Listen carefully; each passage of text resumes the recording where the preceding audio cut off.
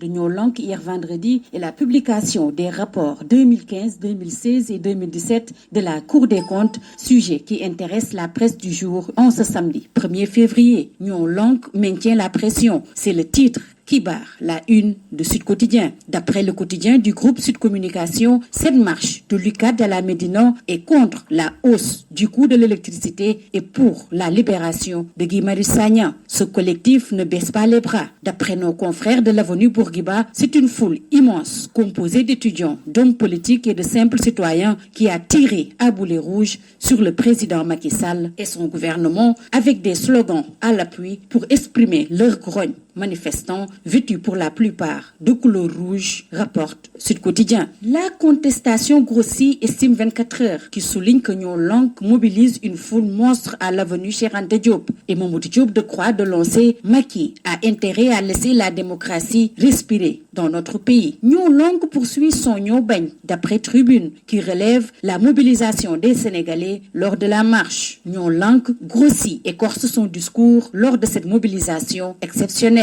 Il ordonne à Macky Sall de libérer Guy Babacar Diop, de signifier que si Guy est un terroriste, nous sommes tous des terroristes. Tout ceci enquête l'assimile à une révolte et Guy Magnan. Nos confrères sont convaincus que plus son emprisonnement dure, plus Guy Marius Sagna entre dans le cœur des Sénégalais. Pourquoi Nyolank mobilise autant? C'est Vox Pop qui se propose d'éclairer nos lanternes à travers les propos de Aliou Sané. Je cite, « Le peuple souffre, les Sénégalais sont fatigués ». Fin de citation. Aliou Sané ajoute, on n'aura pas toujours la même patience. Les prix des denrées ont connu une hausse, assène-t-il, et espère qu'après cette manifestation, ils auront une bonne lecture de ce qui s'est passé aujourd'hui. Mais, car il y a un mais, la marche a failli tourner au vinaigre. Tout d'abord, des jets de pierre venant d'individus non identifiés, occasionnant des blessés et quelques arrestations. D'après nos confrères, les manifestants ont indexé les étudiants de l'APR et ont failli en venir aux mains avec eux. Mais les membres du collectif, joints aux sapeurs-pompiers, ont demandé aux manifestants de poursuivre leur marche. Nyolank parle de tentative de sabotage et indexe le préfet et la police dans Vox Pop. Sud Quotidien nous parle du report de la révision des listes et Ababacar Fall du GRADEC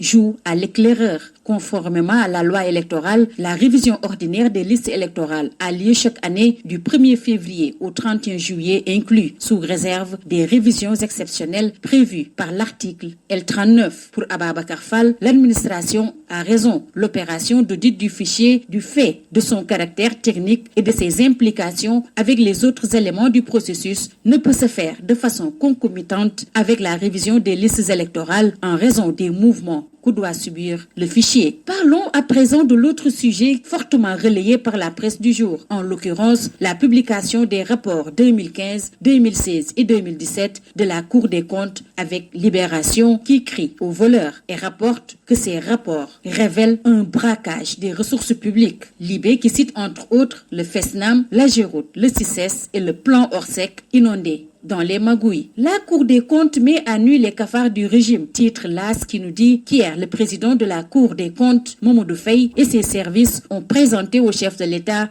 ces 10 rapports lors d'une cérémonie officielle. L'AS relève la comptabilité mal gérée au ministère de l'Industrie et des Mines. 2564,79 milliards de francs CFA recouvrés en 2019 par le Trésor public. C'est ce que le Soleil affiche à sa première page. De très bons résultats à consolider en 2020 se félicite le ministre des Finances et du Budget, Abdoulaye Daouda Diallo. Parlons à présent du Cleaning Day du président à Keur Massar et Malika. D'après Wa Grand Place, Macky est persona non grata à Mbebes. Mbebes Dafadoy crache sur le Cleaning Day du président Macky Sall. Un comité d'accueil l'attend de pied ferme. En sport, SAT, le quotidien du sport, nous parle de la Liga avec le show derby de Madrid à 15h. Atlético défie un Real en grande forme. SAT, le quotidien du sport, nous parle également de la Ligue 1 avec la 8e journée, avec les chocs Jaraaf, Teungueth FC et Pikine Casa. Terminons par Sunulombe, double S qui se prononce sur Balla et Boy Niang 2. Je réclamerai un gros cachet car